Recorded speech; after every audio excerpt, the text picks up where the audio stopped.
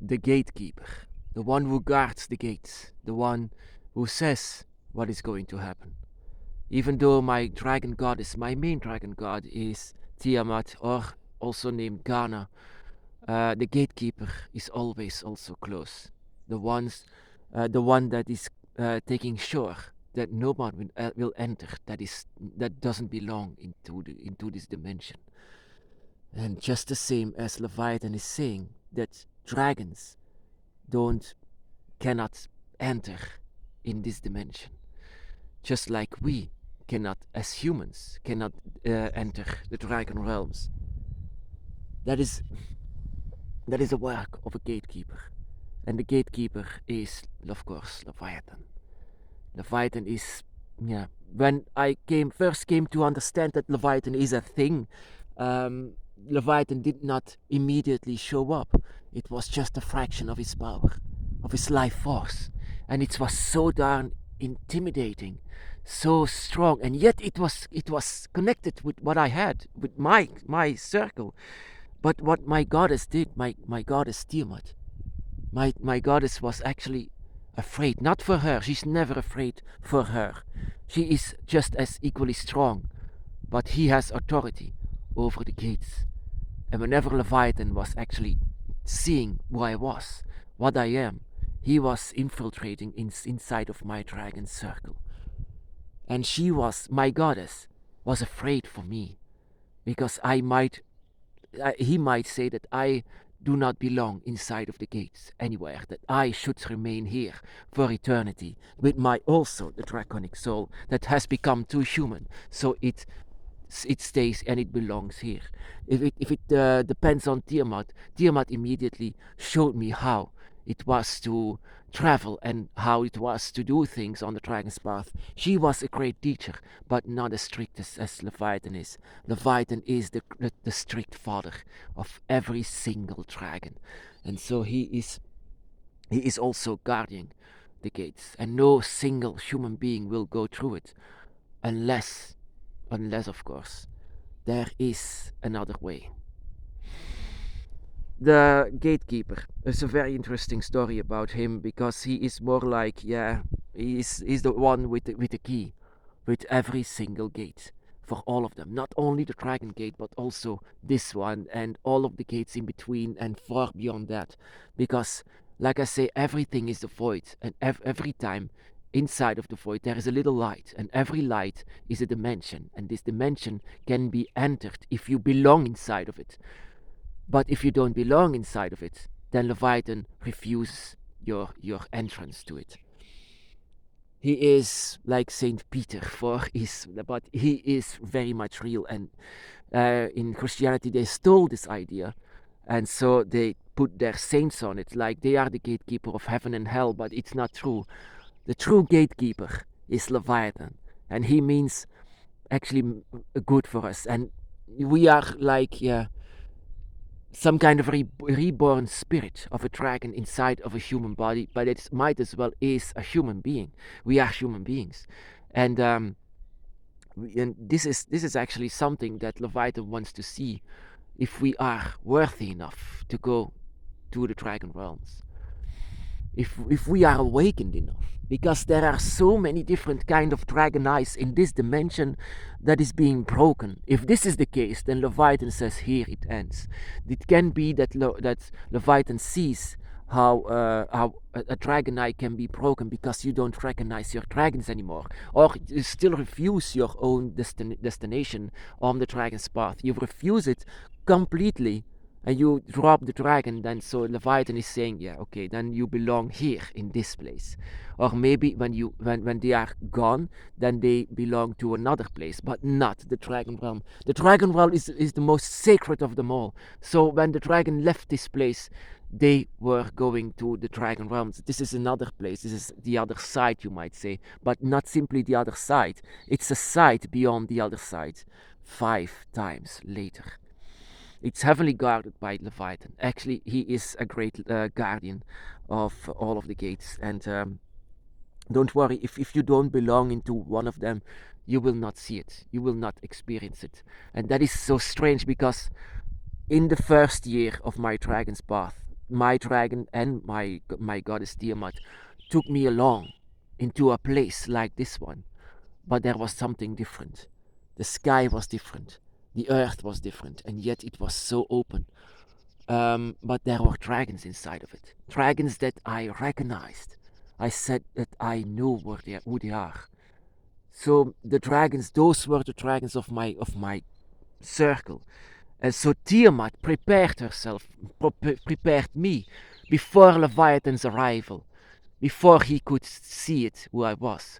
So she was saying, "Do you recognize them?" I said, "Yes, I know who they are." And she was amazing. She was so like, yes, it was a relief. I didn't know what she was doing, but I was so happy. This happiness, I cannot describe it. Whenever I saw the dragons of my dragon eye from my circle and Tiamat, I recognized her as well. She was in a shape-shifting state, and yet I recognized her soul, her spirit. I recognized them all. And so I recognized even this place, the place, even though it was another place, but it was made after a thing that was connected with me. And I listened to my instincts, and I said that I recognized them all.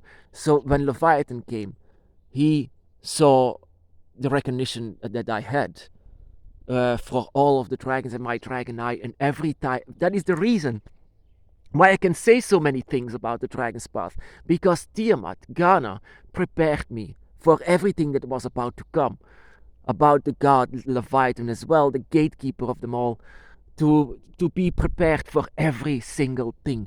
Even though Tiamat is a very loving mother, the mother of all dragons, and she took time for me. She invested time to let myself be prepared, but also to learn about the gates and to learn about the void and the dragon realms and all of the other realms before even Leviathan arrived, even though Leviathan is always a part of us. Sometimes Tiamat also have something to say, and that is what I want to say. They're equally as powerful, and sometimes Tiamat can manipulate Leviathan, and that is what I believe has happened. Tiamat can do this as the goddess of the earth, as a goddess of fertility, and the goddess of all dragons. She can do a lot, many things, and she can even deceive sometimes something so powerful and so immense like Leviathan. That means that all of the other dragon gods as well are so darn powerful that it has no name, of course. That is what I want to say. I mean, all of the dragon gods are equally as powerful, and they can deceive each other sometimes just to save their own dragon eye, to save their own circle. And I know for everyone who is awakened by Tiamat, by Ghana, she loves all of her children like a mother does. She keeps them close and she keeps them safe. And she wants us to go to the dragon realms where we can be reunited once more with all of them, with all of the dragons that you recognize. So the gatekeeper cannot deny passing. If you love your dragons, when you feel something so high for the dragons, something so darn strong that you feel the love for your dragon, the love for dragons in general, it comes from somewhere. It comes from the deepest of your spirit, so it can recognize the beauty and power of the dragon.